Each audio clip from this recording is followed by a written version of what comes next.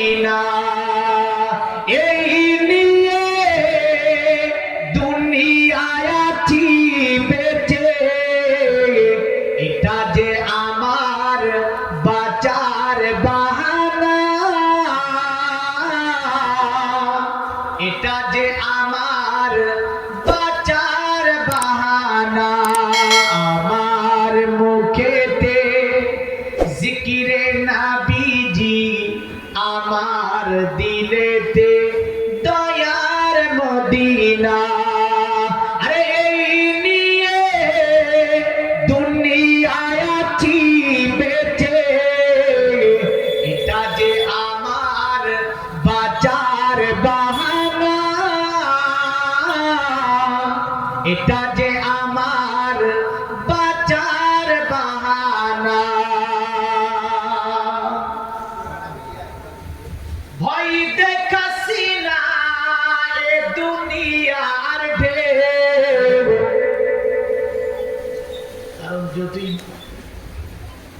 মুসিবত আসুক যদি অন্তরে রাসূলুল্লাহ দয়ার মদিনা অন্তরে আমাদের থাকে পৃথিবীর কোন ঢেউ আমাদেরকে ভাসিয়ে নিয়ে যেতে পারবে না বিভিন্ন ঢেউ বিভিন্ন ভাবে আদি জাতির উপরে বিভিন্ন চক্রান্ত চলছে কিন্তু আমার জাতি যদি সত্যকারী রসুলকে মেনে নিয়ে আল্লাহ রসুলকে ভালোবেসে নিতে পারে পৃথিবীর কোন শক্তি এদের বিনষ্ট করতে পারবে না আরে ভয় দেখাছি না এ দুনিয়ার ঢেউ এ দুনিয়ায় আমার যে আছে কেউ নবী যখন তরিরি করে না ধর কেমনে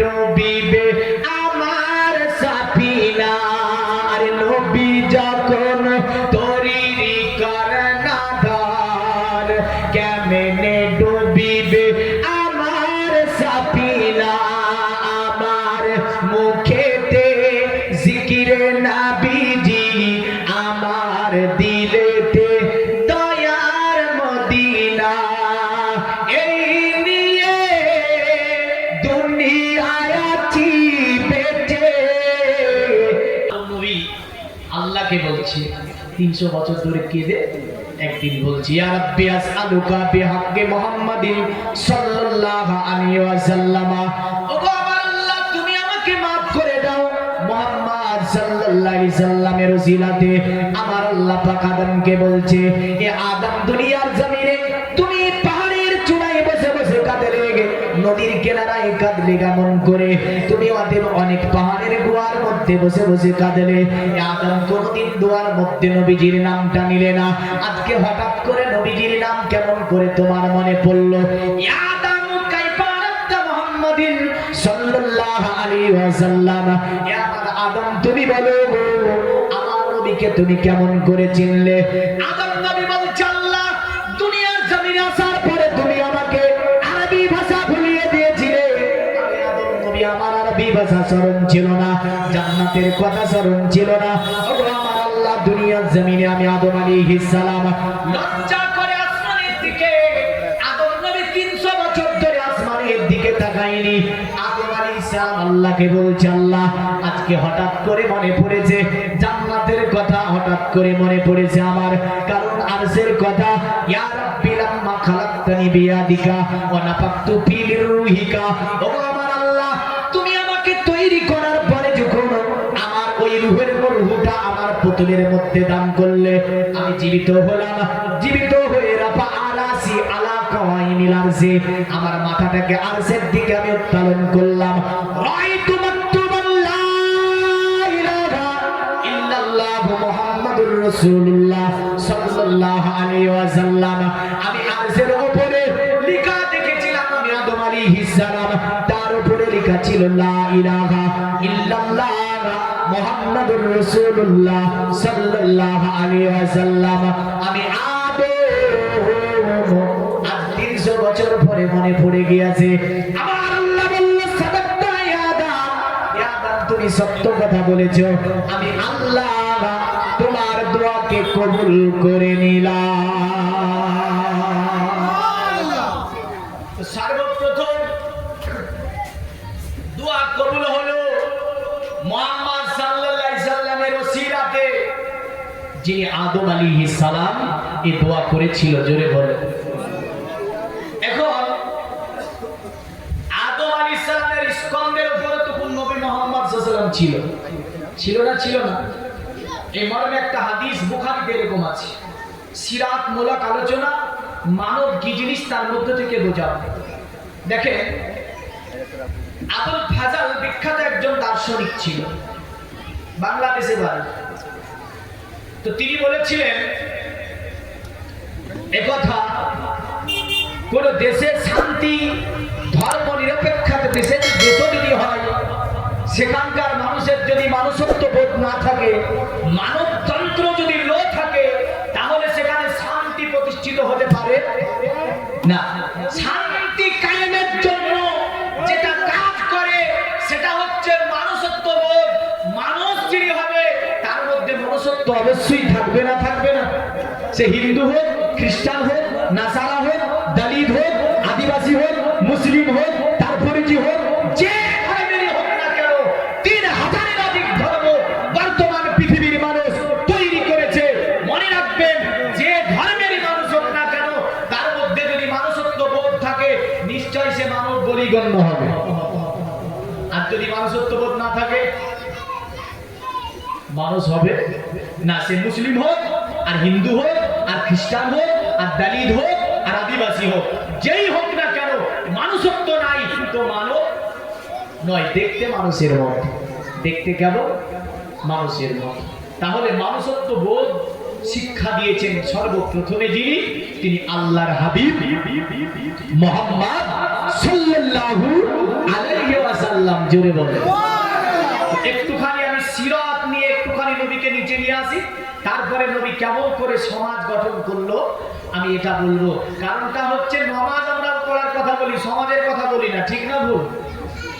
হ্যাঁ, কিন্তু সমাজ না থাকলে নামাজ কায়েম হয় না, সমাজ না থাকলে নামাজ কবুল হবে না। বিশ্বনবী নামাজের কথা মাত্র বলেছেন 13 বছর বা 11 বছর, আর সমাজের কথা বলেছেন দীর্ঘ 52 বছর। জোরে বলবেন না? নবী নামাজের কথা বলেছে মাত্র 11 বছর, আর সমাজের কথা বলেছে 52 বছর। সুবহানাল্লাহ। 63 বছর দুনিয়াতে ছিলেন। সমাজের কথা বলি না, ওই 11 ধরে টানি টানি 52 কথা তো বলতে চাই না। হ্যাঁ, 52 কথা বলা একটু কঠিন আছে। 11 কথা তো সবাই বলতে পারে, নামাজ পড়ো, নামাজ পড়ো, নামাজ পড়ো। কিন্তু 52 বছরে নবীজি কি করলেন?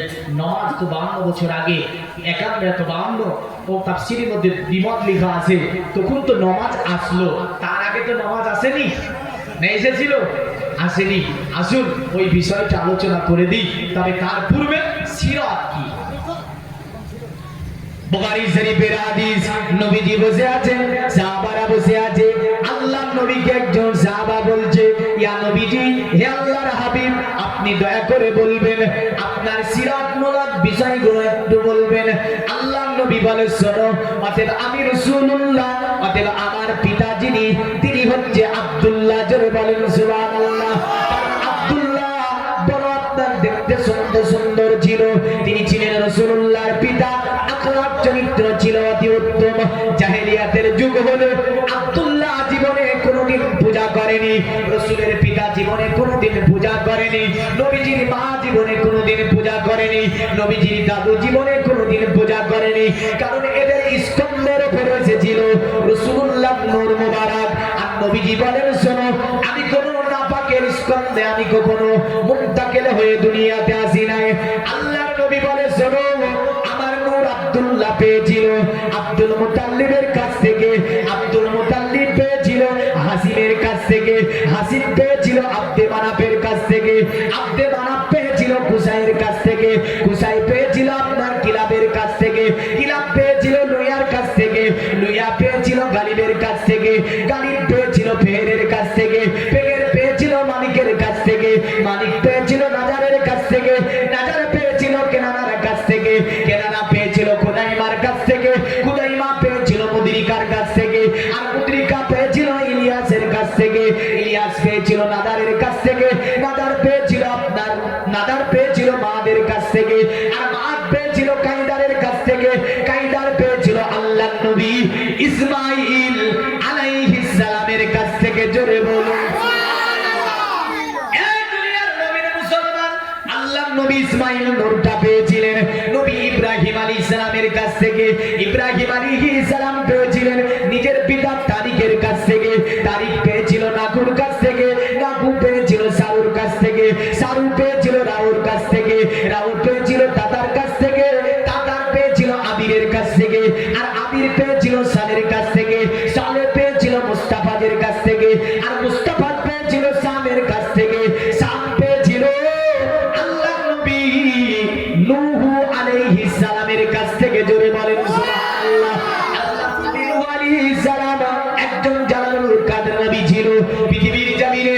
নবী নূহ আলাইহিস সালাম নূরটা পেয়েছিলেন আমার নবীজির নূর কার কাছ থেকে? বলে মালাকের কাছ থেকে। মালাক পেয়েছিল মুতাসালাকের কাছ থেকে, মুতাসালাক পেয়েছিল আকনুকের কাছ থেকে, আকনুক ছিল ইদ্রিস আলাইহিস সালামের দ্বিতীয় নাম। ইদ্রিস আলাইহিস সালাম তিনি এই নূরে মুহাম্মাদি পেয়েছিল কার কাছ থেকে? বলে তিনি পেয়েছিলেন ইউরাদের কাছ থেকে, ইউরাদ পেয়েছিল মাহানাবিলের কাছ থেকে, মাহানাবিল পেয়েছিল আনোয়াজের কাছ থেকে, আনোয়াজ পেয়েছিল কাইতানের কাছ থেকে, আর কাইতান পেয়েছিল আল্লাহর নবী ঈসা আলাইহিস সালামের কাছ থেকে, আর ঈসা আলাইহিস সালাম পেয়েছিল নবী আদম আলাইহিস সালামের কাছ থেকে, আর আদম আলাইহিস সালাম নূরটা পেয়েছিলেন স্বয়ং আমার আল্লাহর কাছ থেকে। কতটা হলো গুনেছেন? বলেন আরে সিদরাতুল মুনতাহা থেকে নূরটাকে নেমে আদমের স্কন্ধে দিল, আর এই নূর মুনতাকিল হতে হতে হতে হতে হতে হতে চলে আসছে। পেয়ে গেল কে? আব্দুল্লাহ। জোরে বলেন সুবহানাল্লাহ। আব্দুল্লাহ নূরটা পেয়ে গেছে। অনেক ঘটনা ওখানে ভরা আছে। আমি রসুলের সমাজ গঠন সম্পর্কে কিছু কথা বলবো। সেখানে আফফান, গাফফান, কাহতান, বিভিন্ন গোত্র, লাত, উজ্জা, বালা, বাক্কা, মানাত, মানাত, সানাত, খানাত, জানাত, কাম্মেস্তেতে হুতুম জানা প্রাধান্য দেবতা, তান্তান নিয়ামাস্তা প্রাকৃতা নিয়াতা সবা। যে সময় কাবার মধ্যে 360টি বুতের পূজা করত, আর ওর মধ্য থেকে রসুল সমাজকে গঠন করে দিল। জোরে বলেন সুবহানাল্লাহ। কেন দলে দলে দলে দলে দলে দলে মানুষেরা এসে নবীজির হাতে হাত দিয়েছিল? কেন? আল্লাহ বলছে ইন্না ফাতাহনা লাকুম ফাতাহনা লাকা ফাতাহাম মুবিনা। আপনার জীবনের উত্তমতম বিজয় 630 খ্রিস্টাব্দের ঘটনা। কারণ যে সময় দলে দলে মক্কার মানুষেরা এসে বিশ্ব নবীর কাছে হাতে হাত দিয়ে কলেমা পড়লো এবং কি বলল, আপনার মতো মহামানব পৃথিবীর জমিনে আর কেউ দেখিনি। কারণ আপনি কোন ধর্ম নিয়ে নয়, কোন ধর্মকে হেয় প্রতিপন্ন করে নয়, মানুষত্ব দিয়ে, আখলাক দিয়ে, চরিত্র দিয়ে, আদর্শ দিয়ে, নীতি দিয়ে আজ আপনি আমাদেরকে সমাজ গঠন করে দেখিয়ে দিলেন। মানুষকে মানব হিসাবে প্রতিষ্ঠিত করলেন। মানব যে একটা সমাজবদ্ধ জীব, তা আপনি দুনিয়ার জমিনে শিখিয়ে দিলেন। হে আল্লাহর হাবিব, আপনার উপরে যদি কোনো অন্যায় করে থাকি, অবিচার করে থাকি, আপনার প্রতি যদি কোনো জুলুম করে থাকি, আমাদেরকে ক্ষমা করে দেন। আমরা আপনি যা বলবেন সেটাই শুনবো। আপনি যদি আমাদেরকে জান মাল কুরবান করতে পারেন, পদতলে রেখে কুরবান করে দেব। আর এই কারণেই আপনার বিভিন্ন মনীষী রাসূলুল্লাহকে নিয়ে গবেষণা করে বলল, চতুর্দিকে যেখানে বেঈমান বেদিনী ভরা, চতুর্দিকে অন্য ধর্মের মানুষে ভরা, অন্ধকারে আচ্ছন্নিত জগৎ, কালক্রামে বিষ্ণু জাস নামে যে ব্রাহ্মণ সম্মান নগরে জন্ম বলে দিন তখন মহাদীর্ঘ মহাবুদ্ধি কল্পিতার ঘরে জন্মিলে যথা তারে দেবকার যাতারে। মহাভারতের মধ্যে বলছে, শোনো, একটা অন্ধকারে আচ্ছন্নিত জগৎকে তিনি আলোর বার্তা দিয়েছেন। তিনি হচ্ছেন কে? একটা প্রভাবশালী গোত্রের ছেলে, কুরাইশ গোত্রের ছেলে। তার নাম কি? মানে নামটা উল্লেখ করলেন না পণ্ডিত, তবে বাবার নাম বললেন বিষ্ণুদাস। বিষ্ণুদাস শব্দটি সংস্কৃতি শব্দ। সংস্কৃতি বিষ্ণুদাস শব্দের অর্থ হচ্ছে আল্লাহর দাস, আল্লাহর গোলাম। আরবি করলে হয় আব্দুল্লাহ। আব্দুল্লাহ হবে। আর ওই এসে মানুষকে পথ দেখাবে। সুবহানাল্লাহ। মানুষকে পথ দেখাবে, মুসলমানকে পথ দেখাবে নয়। মুহাম্মদ সাল্লাল্লাহু আলাইহি ওয়াসাল্লাম উপদেশ দিয়ে গেছেন তা নয়। আল্লাহর নবী সাল্লাল্লাহু আলাইহি ওয়াসাল্লামের উপদেশগুলো যদি লক্ষ্য করি, আরব জাহানে আল্লাহর নবীর একটা সমাজ গঠনের কথা বলি, তারপরে আবার সিরাত থেকে দিকে যাব, তবে ভালো লাগবে আপনাকে। নবী চলে যাচ্ছেন, একটা বাড়ি থেকে একটা কান্নার আওয়াজ ভেসে আসছে। বাড়িটা তো মুসলমানের ছিল, তারা তো কলেমা পড়েনি। তা আমরা হলে কি করতাম? যাবো, দেখা দেখি। হ্যাঁ, এটা তো মানুষের মনুষ্যত্ব নয়। খোদার কসম, আপনাদের এই তারকেশ্বর প্রোগ্রামে আসছি, একজন মা হিন্দু মহিলা আমার পাশে বসে আছে। ট্রেনে করে এসেছিলাম সেদিন, পাশে বসে আছে। তা আমি একটু এভাবে বসছি, তো বলছে, বেটা ভালো হয়ে বসো, তুমি তো আমার বেটার মতো। কথাটা শুনে আমার জানটা জুড়িয়ে গিয়েছিল। একজন হিন্দু মহিলা, সে আমাকে বলছে, বেটা তুমি ভালোভাবে বসো, তুমি তো আমার বেটার মতো। এটাই তো মানুষ, এটাই তো মানুষত্ব, এটাই তো মানবতন্ত্র। কি যাবে সঙ্গে? নামাজ তো ইবাদত, নামাজ কবুল হতেও পারে, নাও হতে পারে। চরিত্র ভালো থাকলে নামাজ কবুল হবে, আর চরিত্র ভালো না থাকলে নামাজ কবুল হবে না। অন্যের মাল হরণ করে নামাজ হয় না, অন্যকে গালি দিয়ে নামাজ হয় না, অন্যের প্রতি হিংসা করে নামাজ হয় না।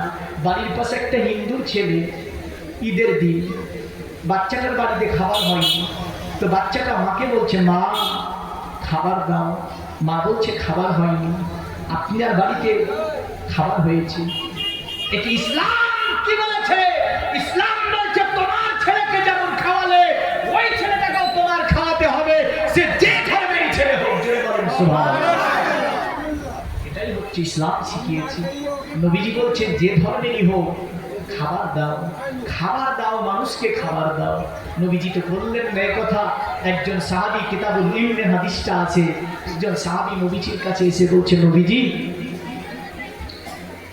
একটু ভালো আমলের কথা বলেন না, আমাদেরকে শুধালে কি বলবো? আপনি যদি আমাকে বলেন যে বলবি স্যার একটা ভালো আমলের কথা বলেন, আমি বলবো নামাজ পড়েন, 5 ওয়াক্ত তাহাজ্জুদ পড়েন, ফজরের নামাজ পড়েন, চাষ পড়েন, জাওয়াল পড়েন, এই নামাজগুলো শিখিয়ে দেবো না? দেবো না? দেবো না? দিও, ভালো কাজ করে। কিন্তু মুহাম্মদকে জিজ্ঞাসা করেছে, মুহাম্মদ সাল্লাল্লাহু আলাইহি ওয়াসাল্লাম আপনি একটা ভালো কাজ আমাকে বলেন না?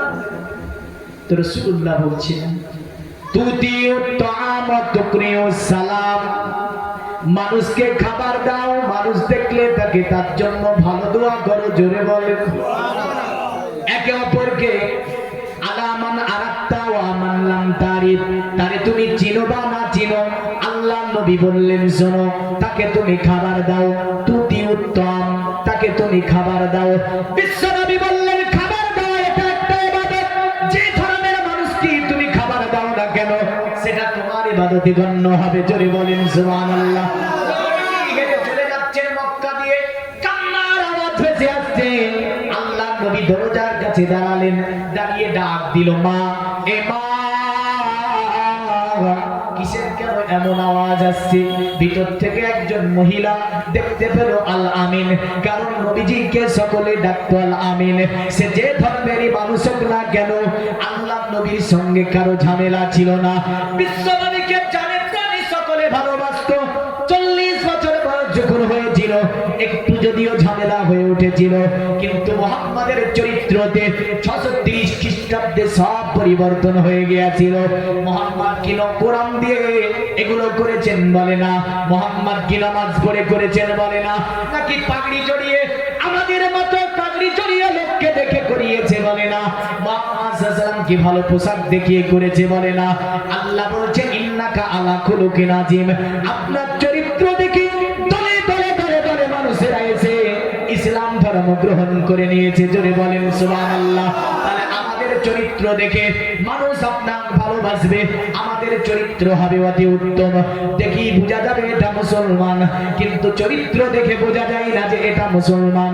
মুসলমান যারা হবে অন্যকে গালি দেবে না, মুসলমান যারা হবে অন্যকে হেয় প্রতিপন্ন করবে না, মুসলমান যারা হবে অন্যের মাল চুরি করবে না, মুসলমান যারা হবে অন্যের মালকে গ্রাস করবে না, মুসলমান যারা হবে যাদের মধ্যে মানুষত্ববোধ থাকবে, মুসলমান যারা হবে তারা আপনার আদব চরিত্রবান হবে।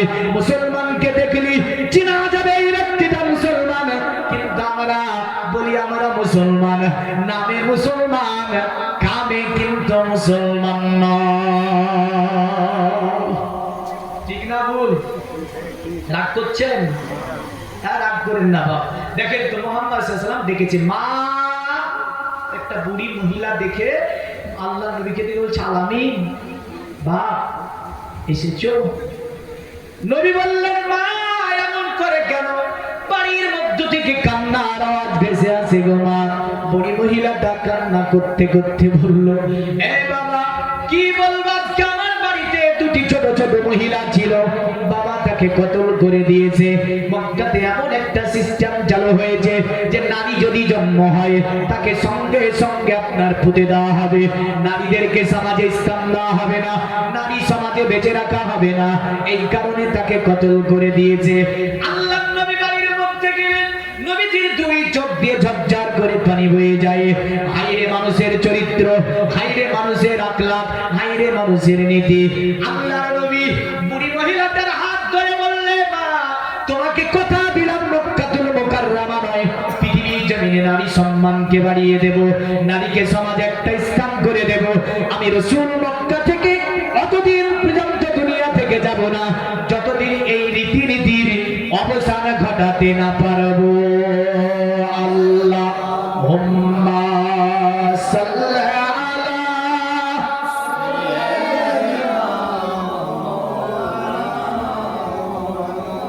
ওয়া আলা আলি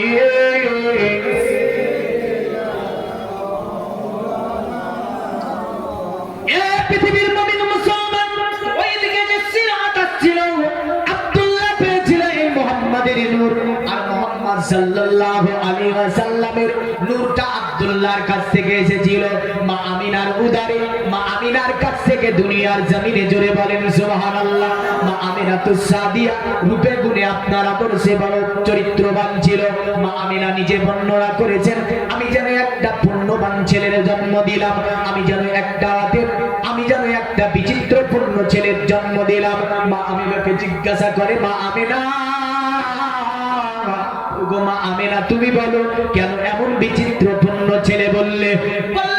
পৃথিবীর মানুষ, পৃথিবীতে মানুষ জন্ম নেয় নিজের জন্য কান্না করে। আর কার জন্য? ছেলে জন্ম নিয়ে কাঁদে না, কাঁদে না? কার জন্য কান্না করে?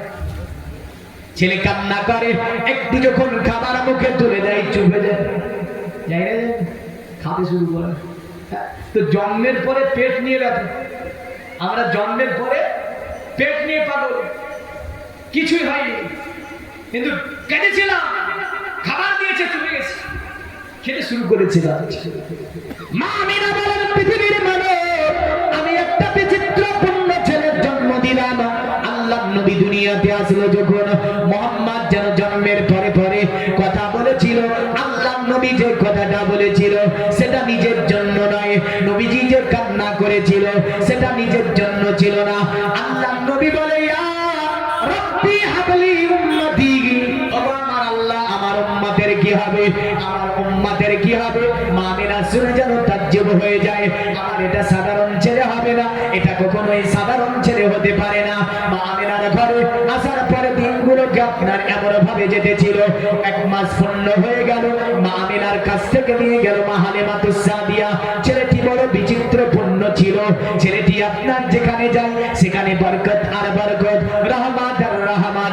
এই কথাটা শুধু মুসলমান কিতাবে বলেছে তা নয়, সনাতন ধর্মের একটা কিতাব, যদিও যেখানে অবতার কলির কলকি বলে আপনার আখ্যায়িত করেছে, যেখানে অবতার কলির কলকি পুরাণে আছে, দেবাধর মাকিত্র যুগা দেবালকচ্চাচারা বুষ্টা পুষ্টা শাসন্তুষ্টা কল্পরজনী চাপুবা নানা দেবাদিলিঙ্গে সুভূষানে ভূষিতে সুচ ইন্দ্রজালি বুদ্ধাতি কল্পকা পূজা কার্য কলকি, অবতার কলির কলকি যখন দুনিয়া আসবে, ওই সময়তে যতদের মূর্তিগুলো আছে অবতার কলির কলকিকে সম্মান জানাবে। শুধু তাই নয়, অবতার কলির কলকি দুনিয়ার জমিনে আসার পরে যখন তিনি পদার্পণ করবে, যেন মরা গাছে ফুল ফুটবে। জোরে বলেন সুবহানাল্লাহ। যে মরুভূমি প্রান্তরে জীবনে কোনোদিন পানির জন্য ঘাস বেরায়নি, ওই মরুভূমির প্রান্তরে ঘাস বেরাবে। এমন করে যে পশুটা আপনার দুর্বল ছিল, পশুটা যেন সবল হয়ে যাবে। যে পশুর স্তনে দুগ্ধ ছিল না, অবতার কলির কলকি দুনিয়াতে আসাতে সেই পশুটার স্তনে যেন দুগ্ধ এসে যাবে। অবতার কলির কলকি যখন দুনিয়ার জমিনে পদার্পণ করবে, আল্লাহ পাক যেন একটি রহমতের বাতাসকে চতুর্দিক থেকে বইয়ে দেবে। হাজার হাজার থেকে নিয়ে, গাছপালা থেকে নিয়ে, পশু পাখি থেকে নিয়ে সকলে জানতে পারবে আজকে অবতার কলির কলকি দুনিয়ার জমিনে পদার্পণ করেছে। একটু জোরে বলতে হবে, আর একটু জোরে বলুন সুবহানাল্লাহ।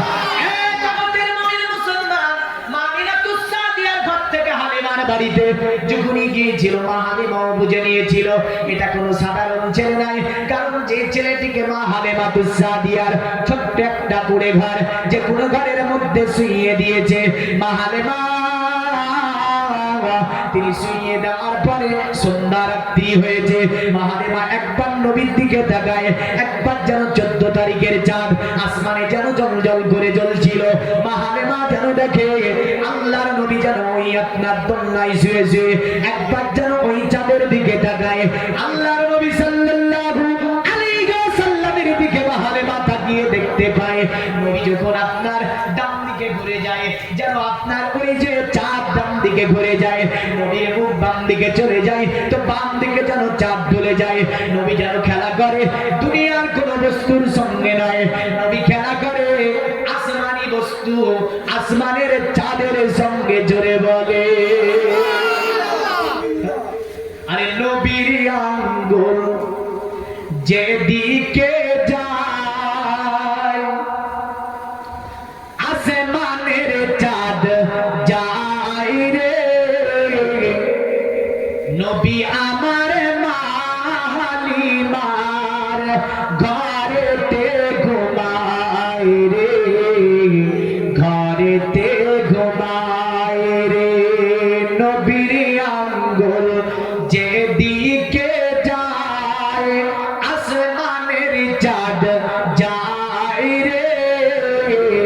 নবী আমার মা হালিমার ঘরেতে ঘুমায় রে, ঘরেতে ঘুমায় রে। হঠাৎ করে মা হালিমা তাকিয়ে আছেন নবীর দিকে, আসমানে চলে হুকুমাত তার ছোট ঘর থেকে।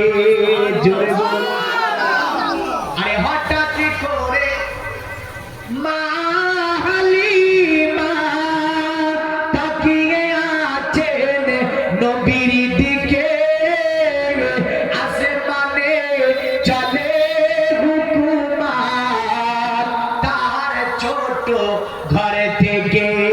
খুশি হয়ে নূর নবীকে, খুশি হয়ে নূর নবীকে বুকেতে লাগাই রে।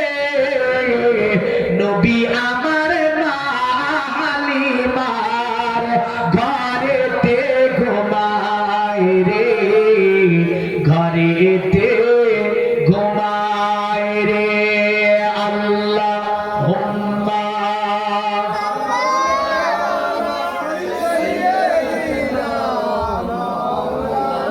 ওয়া আলা আলিহি।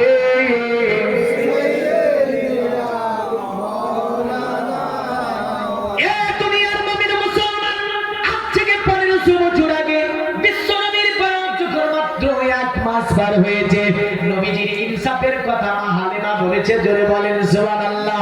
মা হালিমা বলে পৃথিবীর মানব একটা ইনসাফকারী ছেলে হিসাবে আমি মক্কা থেকে আমিনার ছেলে একটা এতিম ছেলে, যদিও নবীজি এতিম বেঁচে এসেছেন, এই এতিমের কথাটা শুধু মুসলমান কিতাবে লেখা আছে তা নয়, অবতার কলির কলকি পুরাণে বলেছে অতএব তিনি এতিম হয়ে আসবে, বাবা দুনিয়ায় থাকবে না, মা বাচ্চানি অবস্থায় মারা যাবে। নবী ইনসাফের কথা মা হালেমা বলছে আমি বাড়িতে নিয়ে গেলাম, আমি হালেমা বাড়িতে আমার একটা ছোট্ট বাচ্চা ছিল, আমি রাসূলুল্লাহকে দুগ্ধ পান করাতে যাই, কিন্তু আল্লাহর নবী তিনি একটা স্তনের বেশি কোনোদিন হালেমার দ্বিতীয় স্তনের দুগ্ধ পান করেনি। মা হালেমা তাজ্জব হয়ে ইনসাফের কথা বলতে গিয়ে বলেন শোনো, এত ছোট বাচ্চা আমি কোথাও দেখতে পাইনি, এটা যেন একটা বিচিত্রপূর্ণ ছেলে, এটা একটা যেন তাজ্জবকার ছেলে, কারণ আমি হালেমা আমার দ্বিতীয় স্তন আমি মুহাম্মদকে কোনদিন পান করাতে পারিনি। রাবী বর্ণনা করে মা হালিমার ছোট্ট একটা বাচ্চা ছিল, মুহাম্মদ এটাও জানতো, জোরে বলবেন একটা স্তন পান করেছে আর একটা পান করেন। আর আমরা যদি ফাঁক পাই বললে বাপের যত জমি সব আমাদের নাম, ফাঁক যদি পায় আছে না, হ্যাঁ, আর ও বলে আমি মুসলমান, দুনিয়ার সবগুলোকে কুরাস করেছে, ভাইয়ের হক মেরেছে, বোনের হককে মেরেছে, শেষের দিকে মাথায় ডুবি দিয়ে একদম ঝজ করে ভাবছে যে ওর আল্লাহ হয়ে গেছে। আল্লাহ বলছে একবার তুই আয় না, একবার কতবার যে হজ করেছিস তা দেখছি, একদম ক্লিয়ার হাদিস রাসূলুল্লাহ বলে দিচ্ছে যে কিয়ামতের দিন কিছু মানুষ থাকবে যারা নামাজ রোজা হজ যাকাত সব নিয়ে উঠবে, তবুও জাহান্নামে যাবে। সাহাবারা বলল নবীজি ওরা কারা? আল্লাহর নবী বললেন ওরা তারা যারা নিজের ভাইয়ের হককে নষ্ট করে, পাড়া প্রতিবেশীর হককে নষ্ট করে, বোনের হককে নষ্ট করে, আল্লাহর জান্নাতে যাবে যাবে না। নবীজির উম্মত হতে গেলে ভাইয়ের হক মারা হবে হবে? আরে নবীজি দুগ্ধ পান কালিনী ভাগ করে দিচ্ছেন, বলে না আমার তার একটা দুধ ভাই আছে, আমি মুহাম্মদ একটার বেশি দুধ তো আল্লাহর রাসূল পান করাতে মা হালিমা কোনোদিন পারেননি। এটাই রাসূলুল্লাহর ইনসাফ ছিল। যদি এই ছেলেটার ইনসাফ বাঁচবানি এক মাসে এমন হয়, বলেন তো তার জীবন দশায় কতটা ইনসাফের কথা থাকবে না থাকবে না? হ্যাঁ আসেন, খুব তাড়াতাড়ি আমি চলে যাব, কারণ এক জায়গায় বসে থাকলে ওই এক জায়গায় শুনতে পাবেন। কারণ এর তো জীবনে আমাকে যদি 7 দিন ধরে বলেন এক জায়গায় করতে, মুহাম্মাদের নূর থেকে নিয়ে মক্কাতুল মুকাররমার 52 বছর আর মদিনা 10 বছর, মক্কাতে 13 বছর, 53 বছর, আর মদিনায় মাত্র 10 বছর, 7 দিন নাই 14 দিন যদি হয় তবুও এর জীবনী শেষ হবে না। জোরে বলেন সুবহানাল্লাহ। তাহলে আমি জীবনের মধ্যে উপদেশ দিয়ে যাই, উপদেশগুলো মানবেন। আসেন মুহাম্মদ সাল্লাল্লাহু আলাইহি সাল্লাম সেই জায়গাতে তিনি আস্তে আস্তে বড় হতে লাগলেন। কোথায়? মুলকে শামে। তো মুলকে শামে ভাষা ভালো, আবহাওয়া ভালো, তো মুলকে শামে বড় হতে লাগলেন। মা হালিমাতুস সাদিয়া বড় ভালোবাসতেন, ছেলেদের সঙ্গে কোথাও যেতে দিত না। জোরে বলেন সুবহানাল্লাহ। কোথাও যেতে দিত না। জঙ্গলের বাগেরা, মুলকে শামের জঙ্গলের বাগেরা পর্যন্ত মুহাম্মদ সাল্লাল্লাহু আলাইহি ওয়াসাল্লামকে দেখার জন্য ব্যাকুল থাকতো। জোরে বলেন সুবহানাল্লাহ। 6 বছর হলো তো রাসূল সাল্লাল্লাহু আলাইহি সাল্লামকে নিয়ে গিয়ে সিনা চাক করানো হচ্ছে। কয় বছরে? মনে রাখবেন, আল্লাহ বলছেন আলাম নাশরাহ লাকা সাদরাকা ওয়া ওয়াদানা আনকা বিযুরাক। আছে না না? আছে না না? জানবে কি করে? কোরআন পড়াইতে জানে না। 90% মুসলমান কোরআন পড়তে পারে না, ঠিক না ভুল? হ্যাঁ, অন্য ধর্মের তো আছে, বেদ বাইবেল মহাভারত জানতে রাস্তা গীতা থেকে নিয়ে চোখেও দেখেনি।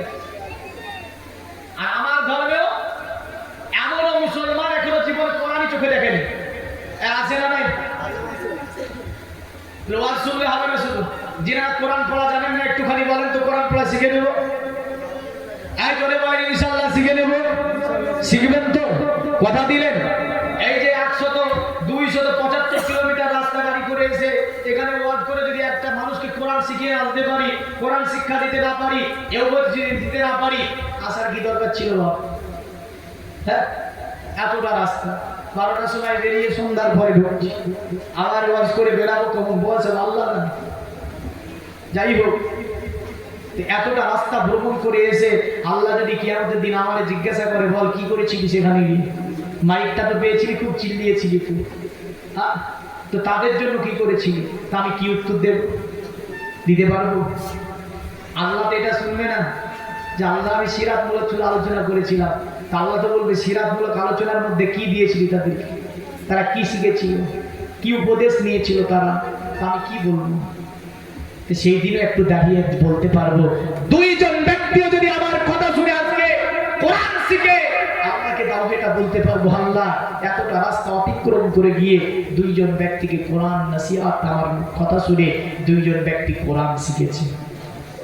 হ্যাঁ, এতটাও তো বলার থাক আমার থাকবে। আল্লাহ পাক সকলকে কোরআন পড়ার তৌফিক দেয়, সকলে বলুন আল্লাহুম্মা আমিন। কারণ নবীজি বলেছে খায়রুকুম মান তাআল্লামাল কুরআনা ওয়া আল্লামাহু, নবী বলেছেন মানুষের মধ্যে তারাই হচ্ছে অতি উত্তম মানুষ যারা নিজে কোরআন শিখলো, অপরকে শিক্ষা দিল। নবীজি বলেছেন মান কারাল কুরআন ওয়া আমিলা বিমা ফিহি উলবিসু ওয়ালিদাহু তাজান ইয়াউমাল কিয়ামা জাওয়া আসানু মিন জাওয়িশ শামসি ফি বুয়ুতিদ দুনিয়া ওয়ালাউ কানাত ফিকুম ফারাজান্নাকুম বিল্লাযী আমিলা বিহাজা।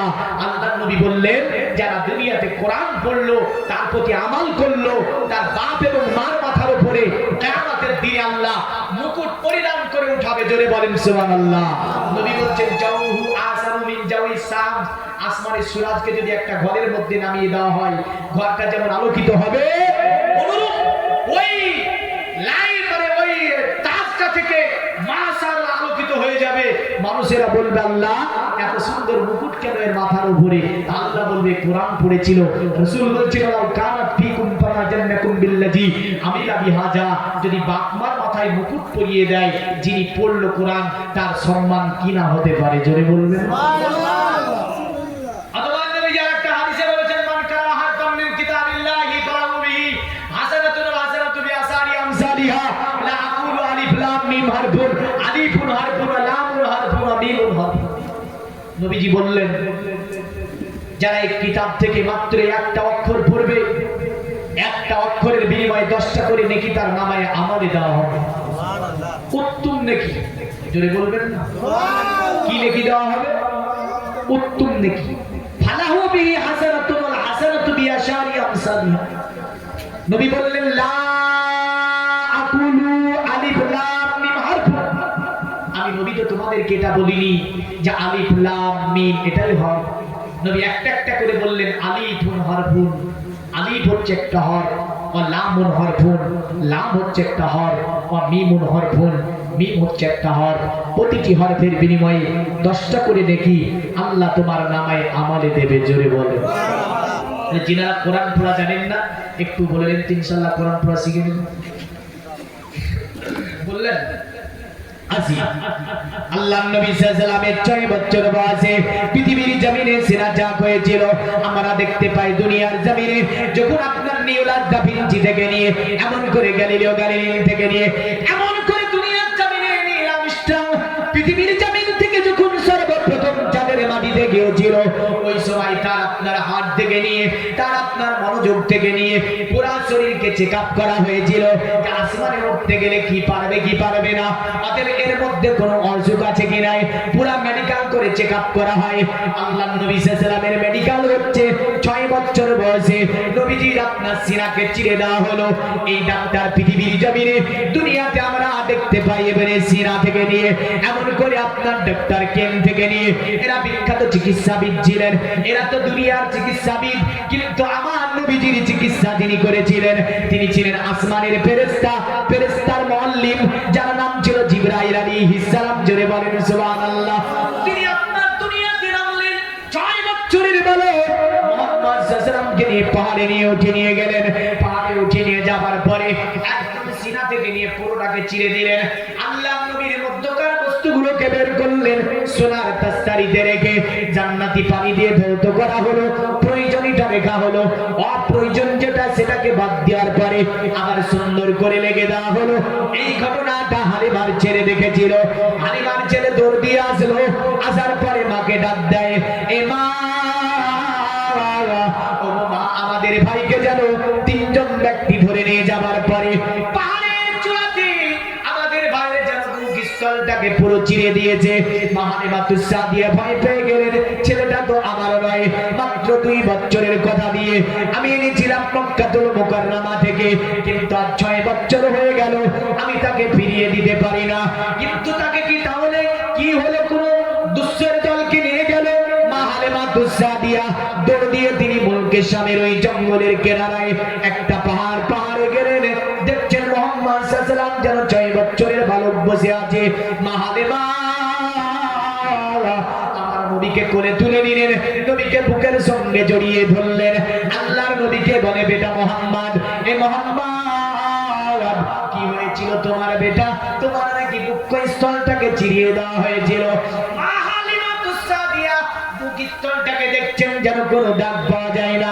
পৃথিবীর ডাক্তার দিয়ে, পৃথিবীর কোন মেডিকেলে যদি যাবার পরে পুরো বুকস্থলকে চিরাই করে দেয়, ডাক্তার অপারেশন করলে আর তার একটা চিহ্ন পাওয়া যায়, তার একটা চিকিৎসা শরীরে থেকে যায়। কিন্তু জিবরিল আলাইহিস সালাম নবীজির অপারেশন, নবীজির আপনার এই যে সিনা চাপ করছে, যার মধ্যে কোনো দাগ পাওয়া যায় না। মা হালিমা তিনি ভাবলেন তাজ্জুবকর ব্যাপার, কারণ তার পুরা সিনাটাকে চিরে দেওয়া হলো, অথচ কোনো দাগ পাওয়া যায় না। ছেলেকে বলে, আমার ছেলে, তুমি কি সত্যকারী এটা দেখেছো? বলে, হ্যাঁ গো মা, আমি যেন দেখেছি সত্যকারী। 3 জন ব্যক্তি পাহাড়ের উপরে নিয়ে যাবার পরে আমার ভাই মুহাম্মদ সাল্লাল্লাহু আলাইহি ওয়াসাল্লামের সিনাটাকে যেন পুরো চিরে দিয়েছিল।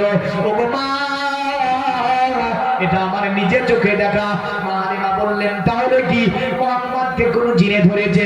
মা হালিমা তো জানেন না ইনি আখিরি নবী, মা হালিমা তো জানেন না ইনি নবীদের শেষ নবী। পৃথিবীর মুমিন মুসলমান, মা হালিমা বাড়ি নিয়ে আসলেন। রাত্রি হলো, স্বামীকে বলল, আমার স্বামী, ছেলেটিকে 2 বছরের জন্য এনেছিলাম, আর আমার বাড়িতে রাখা যাবে না। স্বামী বলল, কেন রাখা যাবে না? বলে, ছেলেটিকে জিনে ধরেছে। এই ঘটনা ঘটেছে মুলকের সামের জঙ্গলে। স্বামী বলল, আমার স্ত্রী তাহলে ফিরিয়ে দিতে হবে। মক্কাতে নিয়ে যাবার পরে তাকে ছেলে বুঝিয়ে দিতে হবে, তার মাকে তার মার কাছে ফিরিয়ে দিতে হবে। আল্লাহর নবীকে মা হালিমা সকাল হলো, সকাল বেলায় মুহাম্মদকে বলে, মুহাম্মদ, চলো তোমাকে মক্কা নিয়ে যাব, মক্কাতে তোমার মার কাছে সন্তান বুঝিয়ে দেব। মা হালিমা তুসাদিয়া তিনি রাসূলুল্লাহর হাত মোবারককে ধরলেন। 6 বছরের বালক মা হালিমা হাত ধরে মক্কা থেকে মুলকে শামের দিকে মা হালিমা চলতে লাগলেন। চলতে চলতে চলে আসছে। আগেকার জামানায় মেলা হতো, কি হতো? ওকাজো মেলা, যে জিলকাত মাসে করা হতো। কাবা গৃহের চত্বরে পুরোটা বিরাট মেলা বসে। কাবার পাশেও মুলকে শাম ও কাবা মধ্যবর্তী স্থানে বিরাট মেলা। মেলার মধ্য দিয়ে রাস্তা। মা হালিমা হাতটাকে ধরেছেন, ধরে নিয়ে বুঝলেন চলে আসছে। হঠাৎ করে আল্লাহর নবীর হাত যেন ছুটে গেল, নবীজি ওই রাস্তার মধ্যে হারিয়ে গেলেন। মা হালিমা খুঁজতে আছেন মুহাম্মদ কোন দিকে গেল। আল্লাহর নবী আপনার মা হালিমাকে খুঁজতে আছে। ওই সময় সিরিয়া থেকে একটা দল কাফিলা নিয়ে আপনার মক্কার দিকে আসতেছিল। আমার নবীজির চেহারা ছিল চাঁদের চেয়ে উত্তম। अरे तेरी नस्ले पाक में बाचा बाचा नूर का, तू है आहले नूर का, तेरा सब घराना नूर का। কি নূর, লাইটের মতো চেহারা। রিহাব দূর থেকে দেখে বলছে, কাফিলার মানুষ ওই ছেলেটাকে ধরে আনো। কাফিলার মানুষ বলছে হুজুর আপনি তারে দেখে কি করবেন? বলে এর কথা আমি তাওরাতে দেখেছি, এর কথাই হয়তো জবুরে দেখেছি, এর কথাই হয়তো ইনজিলে পড়েছি আমি। কারণ ছেলেটিকে দেখে মনে হয় আখিরি নবী হবে। জোরে বলে আল্লাহ পাক নবীজিকে আসলে ফিরিয়ে দেবেন মক্কায়। মাহালেমা তুসাদিয়া খুঁজছেন, রেহাবের কাছে নবীজিকে পেশ করা হলো। আল্লাহর নবী বলছেন আচ্ছা বলো তোমার নাম কি? বলে আমার নাম মোহাম্মদ। কি নাম ছিল? আমার নবীজির নাম কি ছিল? মোহাম্মদ সাল্লাল্লাহু। বাংলা কি? বাংলায় বলেন তো দেখি এটা। ভাষাটা তো আরবি, ভাষাটা কি?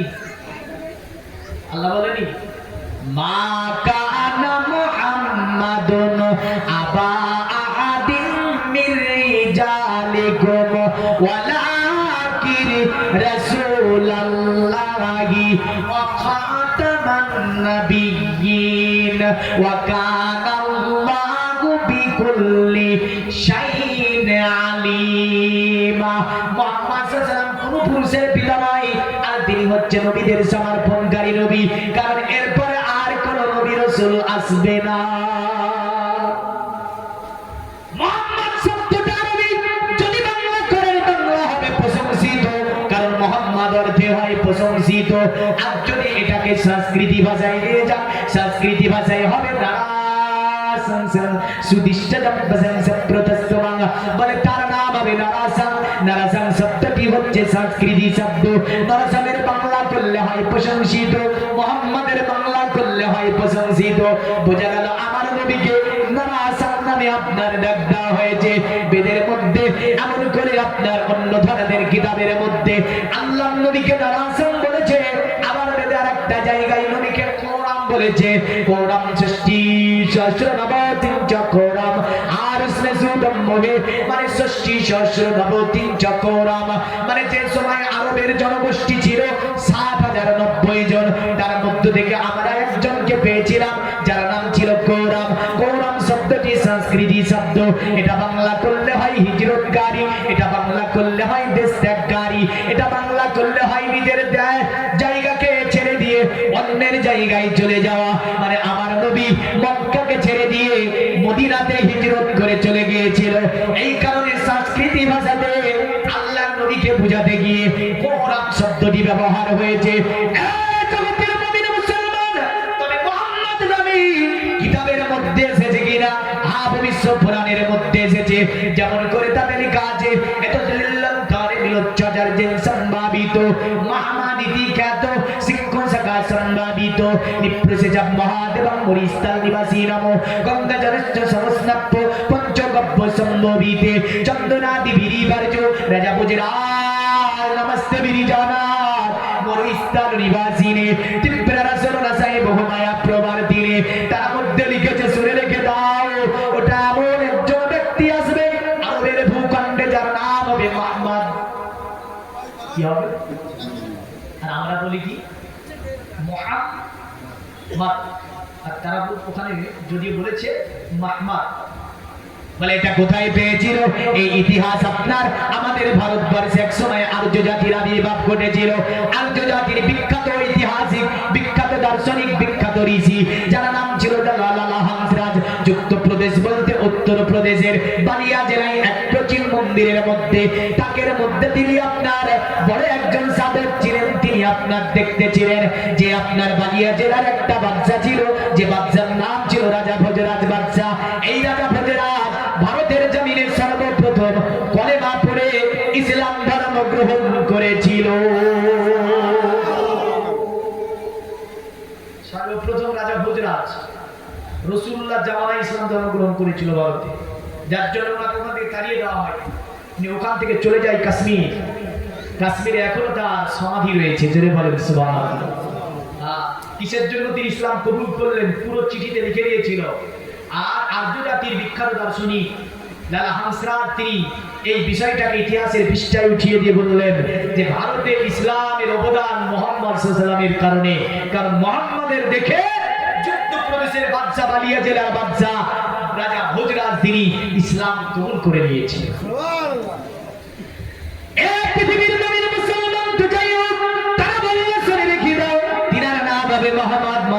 চরিত্র এত উত্তম হবে যে তার চরিত্র দেখে দলে দলে দলে দলে আসার পরে মুহাম্মাদের হাতে হাত দিয়ে ওই ধর্মটাকে যেন মেনে নেবে। সিংহ জায়গা সম্ভাবিত তিনি দলবল নিয়ে মক্কা শাসন করবে, মক্কার চতুর্দিকে শাসন করবে। শুধু তাই নয়, আল্লাহর নবী এমন একজন মানব পৃথিবীতে তিনি শান্তি কায়েম করবে, শান্তির বার্তা দেবে, এমন করে মানবকে মানব হিসাবে প্রতিষ্ঠিত করবে, মানবকে মানুষত্ববোধ শিখাবে। তিনি হবে এমন একজন ব্যক্তি। তাই আপনার বলছে শোনো, রাজা ভোজরাজ ওই সময় বলেছিল, রাজা ভোজরাজ নমস্তে বিরিজানাত মরুস্থান নিবাসিনে, হে মরুস্থান আগমনকারী ব্যক্তি, আমি রাজা ভোজরাজ তোমাকে নমস্কার জানালাম, তোমাকে প্রণাম জানালাম। তিপ্রা রাসূলুল্লাহ সাহেব বহুমায়া প্রবার দিনে, দয়া করে কঠিন মাসারের দিনে তোমার কদমে আমি ভোজরাজ, আমাকে একটু জায়গা দিও, তো কিয়ামতে আমার কোনো ভয় থাকবে না। থাকবে নবী যদি জায়গা দেয় থাকবে, কোনো ভয় থাকবে না। अरे रोज कियामत का ओ सूरज हमको क्या जलसाएगा, खुद ही डूबा जाएगा, खुद ही डूबा जाएगा। जोरे बोलो, रोज कियामत का ओ सूरज हमको जलसाएगा, खुद ही डूबा जाएगा, खुद ही डूबा जाएगा। जुल्फे मुअम्बर,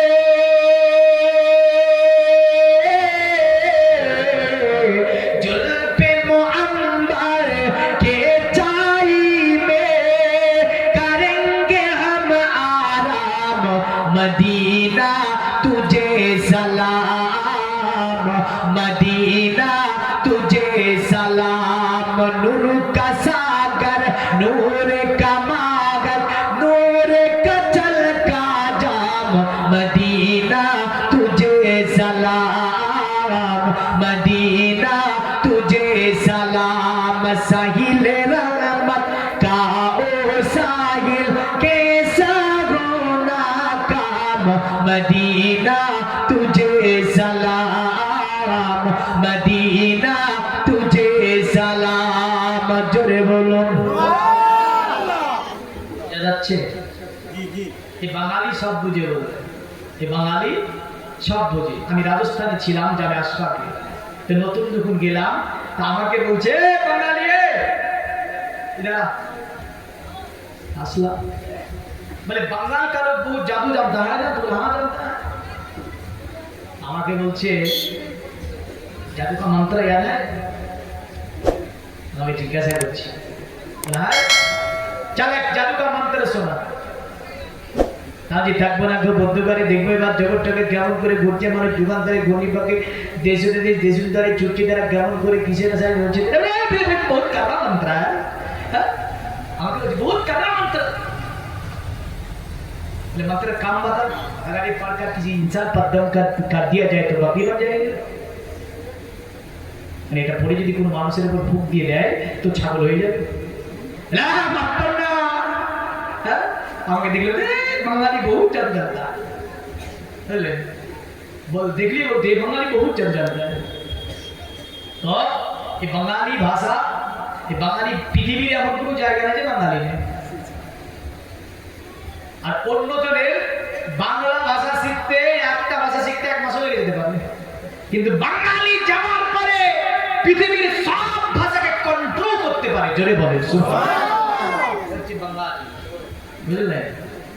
তাহলে একে বিশ্বাসই কম করে, বাইরে বাইরে বিশ্বাসও কম করে। যাই হোক, বোঝা যাচ্ছে তো উর্দু না। নামে নবী হাম লেতে হে আর हासिद क्यों जल जाती है, माथे पे बल आती है, माथे पे बल आती है। नाम नबी हम लेते हैं और हासिद क्यों माथे पे बल आती है, माथे पे बल आती है, दिल की तकती पर लिखते हैं अमन नबी का नाम। सुभान अल्लाह। भोजपुरी बनिए दिला, बांग्ला बोले दिला है। अरे दिल की तकती पर लिखते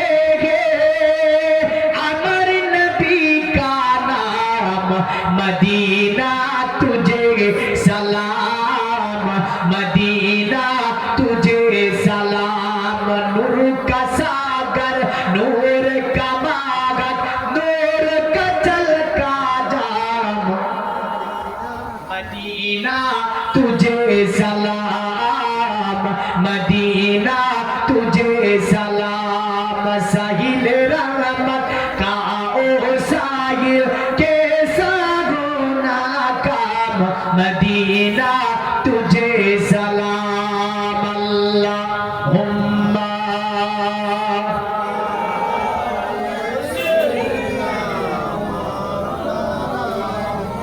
व अला आलि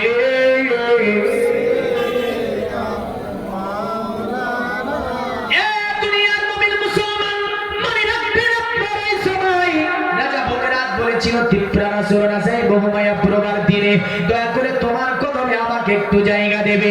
যদি আমার তোমার কদমে আমি একটু জায়গা পেয়ে যাই, আমার জীবনটা ধন্য হবে, আমার জীবনটা ধন্য হয়ে যাবে। কিয়ামতে আমার কোনো আর ভয় থাকবে না। জোরে বলেন সুবহানাল্লাহ। এই মুহাম্মদ সাল্লাল্লাহু আলাইহি ওয়াসাল্লামকে ওই যে আপনার জ্যোতিষী যিনি তওরাত জবর ইনজিল কিতাবের মহান পণ্ডিত ছিল, তিনি আপনার বলছে তোমার নাম কি? বলে আমার নাম মুহাম্মদ। বলে তোমার বাড়ি কোথায়? বলে আমার বাড়ি হচ্ছে মক্কাতুল মুকাররমা। বলে তুমি কোথা থেকে আসছো? বলে মায়ের সঙ্গে ছিলাম, মুলকে শাম থেকে আমি আসতেছিলাম। সঙ্গে সঙ্গে জ্যোতিষী বলে তোমার মায়ের নাম কি ছিল? বলে হালেমা। সঙ্গে সঙ্গে বলে এ মুহাম্মদ তুমি কি বলবে, তোমার বাবা কি দুনিয়াতে জীবিত আছে? আল্লাহর নবী বলল জানি না, কারণ আমার বাবাকে আমি কোনোদিন দেখতে পাইনি।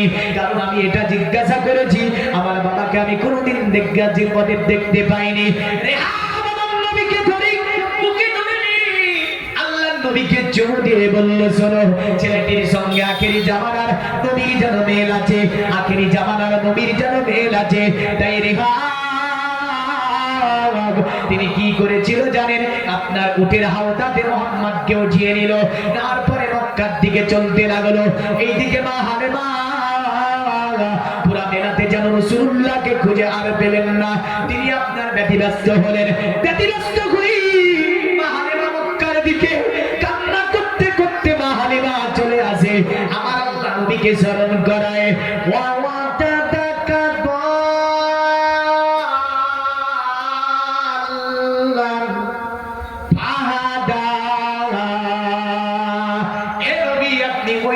কথা স্মরণ করুন, যেই দিন হালিমা আপনাকে হাত ধরে নিয়ে আসছিল, রাস্তার মধ্যে আপনার হাত থেকে ছুটে যায়, আর আমি আল্লাহ আপনাকে মক্কাতে পৌঁছে দিই। ব্যাখ্যা করা জানতে হবে। আর এখানে আবার বলছে কেউ যে নবী পথভ্রষ্ট হলো, নবীকে আল্লাহ হেদায়েত দিল, নাউজুবিল্লাহ বলবেন না? এই নবীগণ পথভ্রষ্ট হয়?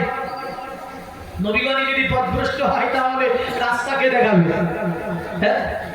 তাদেরকে সিনা চাক করিয়ে আমার আল্লাহ মুহাম্মদ সাল্লাল্লাহু আলাইহি ওয়াসাল্লামকে এক নয় দুই নয়, কোন তাফসীরে আছে 3 বার, কোন তাফসীরে আছে 4 বার মুহাম্মদ সাল্লাল্লাহু আলাইহি ওয়াসাল্লামের সিনাকে চাক করা হয়েছিল। জোরে বলেন সুবহানাল্লাহ। মক্কাতে আসলে 6 বছর বয়স, মাকেও হারিয়ে ফেললেন। দাদা আব্দুল মুত্তালিব লালন পালন করলেন। তো নবীজির কাজ কি ছিল জানেন? দাদা আব্দুল মুত্তালিব দেখে যেন বুঝতে পারে এই ছেলেটা কোনো সাধারণ ছেলে না। জোরে বলেন সুবহানাল্লাহ। এটা কোনো সাধারণ ছেলে না। এই কথাটা যদি আমি অন্য ধরনের কিতাবের মধ্যে দেখতে যাই, দেখতে পাই বেদের মধ্যে যেমন করে আছে আপনার ওয়াসমা সুবমারুহে দিব্যতম জগৎপতি ওসিনা সাদুদা মান্নামাসে সবার যে গুণা নিবিতন চিররন্না সোনা খোনা হইনা প্রতিন মুদ্দাতি নিপ্রলিঙ্গ 14,000 কোটি জনি নৌসাদিং অতোতে সম্ভবি সন্ধি মানং সিবিসাদা নিবে বসুতে মঙ্গরাগাতি পুণ্যকন্না নিষ্প্রিজাম পৌরজন পদরঙ্গে আদিস কি রাজসা তাতে বলল তিনি এমন একজন ব্যক্তি হবে তিনি বিশ্বমানব হবে তার সঙ্গে কারো তুলনা হবে না সুবহানাল্লাহ আরো জোরে নবীর